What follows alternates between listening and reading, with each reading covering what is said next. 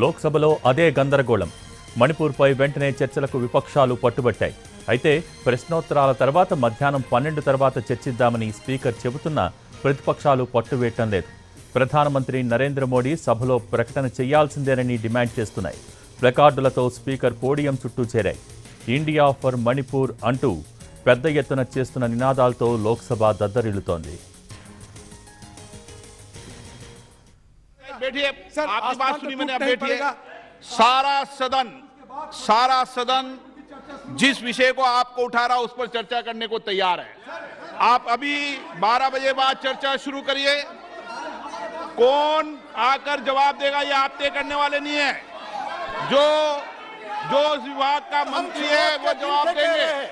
और माननीय प्रधानमंत्री ने सदन के उपनेता ने पूर्व में ये कहा था कि हम चर्चा करने को तैयार हैं, कि हम चर्चा मैं अभी तक तैयार है और हम अध्यक्ष पीठ से भी बोला था, लेकिन आपने विषय उठाया है। तुरंत चर्चा का मेरा आग्रह है, ये चर्चा से क्यों भाग रहे हैं, इसको एक्सप्लेन करना चाहिए सर। ये क्या चल रहा है? जब सरकार तैयार है, पूरा चर्चा होगी, पूरा हमारा चर्चा संवाद से ही और नॉर्थ ईस्ट के बातचीत से ही समस्या का समाधान होगा।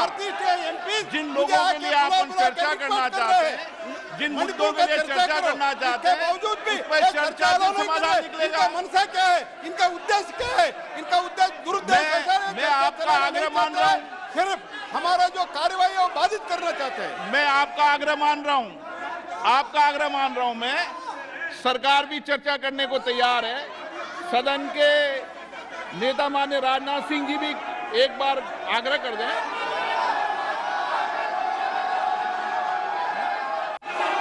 हम मणिपुर के मुद्दे पर चर्चा के लिए पूरी तरह से तैयार हैं, लेकिन फिर भी प्रतिपक्ष हमारी बात को स्वीकार करने को तैयार नहीं है।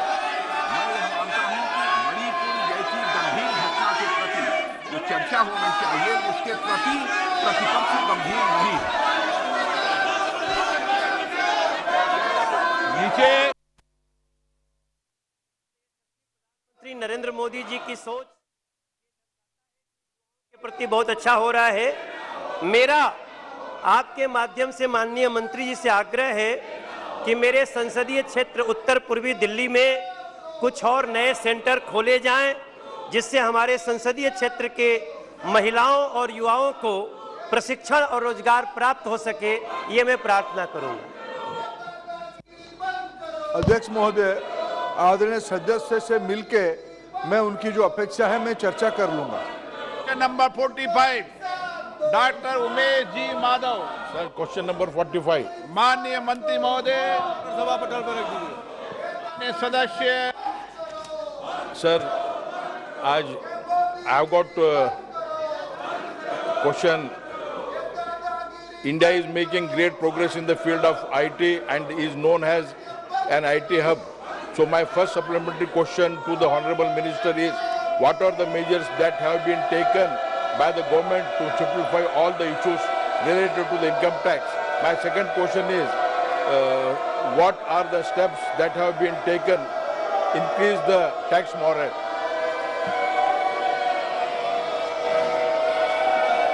माननीय अध्यक्ष जी, जो माननीय सदस्य ने पूछा है कि क्या कदम उठाए गए, हालांकि विवरण सदर पटल पर है, फिर भी मैं बताना चाहता हूं कि सरकार में इस क्षेत्र में किसी प्रकार का दबाव बनाने के बजाय तकनीकी उपयोग द्वारा लोगों को टैक्स भरने और रिटर्न फाइल करने हेतु प्रोत्साहित करने का कार्य कर रही है।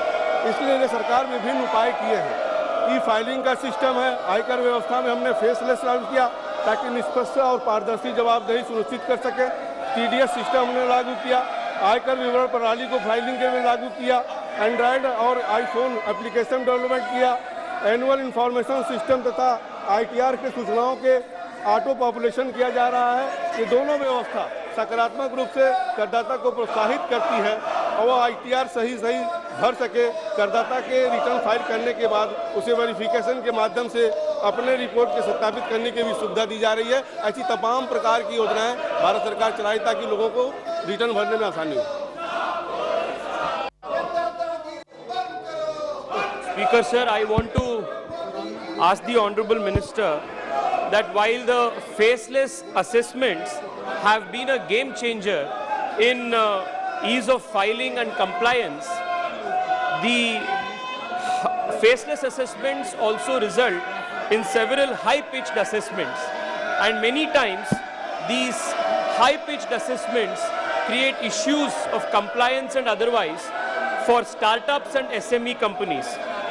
What is the government doing to take steps to address the issues arising out of these high-pitched assessments? माननीय अध्यक्ष जी, कहीं ना कहीं फैसलस के माध्यम से इन सभी चीज़ों को लिया गया और समय समय पर समीक्षा की जाती है और IT प्लेटफॉर्म पर विभिन्न अभियानों के माध्यम से जन जुड़ाव पर जोर दिया जा रहा है। विभिन्न ऐप इत्यादि तथा IT सिस्टम आदि आने वाले समय में आयकर को और भी आगे दिशा देने वाला काम करेंगे। माननीय सदस्यगण, मैं आपसे पुनः आग्रह करता हूं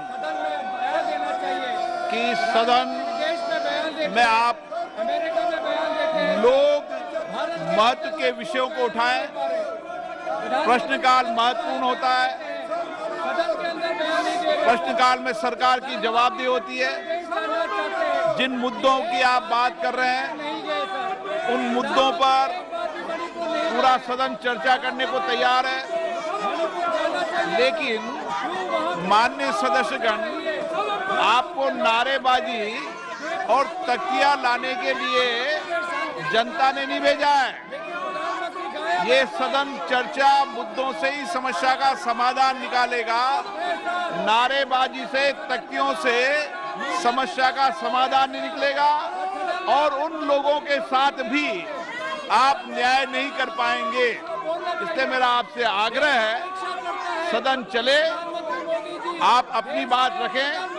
मैं पर्याप्त समय, पर्याप्त अवसर आपको हर मुद्दे पर बात रखने के लिए दूंगा।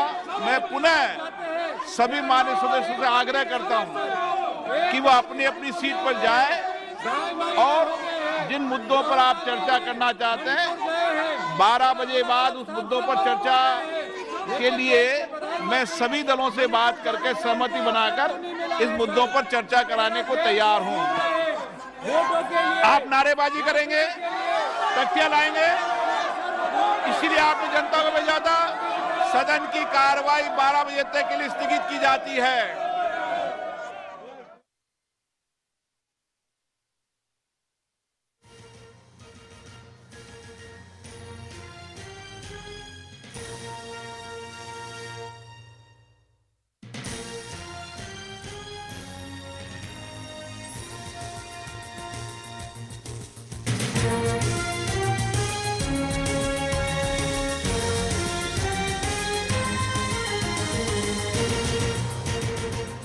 లోక్సభలో అదే గందరగోళం కొనసాగింది. మణిపూర్పై వెంటనే చర్చలకు విపక్షాలు పట్టుబట్టాయి. అయితే ప్రశ్నోత్తరాల తర్వాత మధ్యాహ్నం 12 తర్వాత చర్చిద్దామని స్పీకర్ చెబుతున్నా కూడా ప్రతిపక్షాలు పట్టువీడలేదు. దీంతో సభను 12 గంటలకు వాయిదా వేశారు స్పీకర్.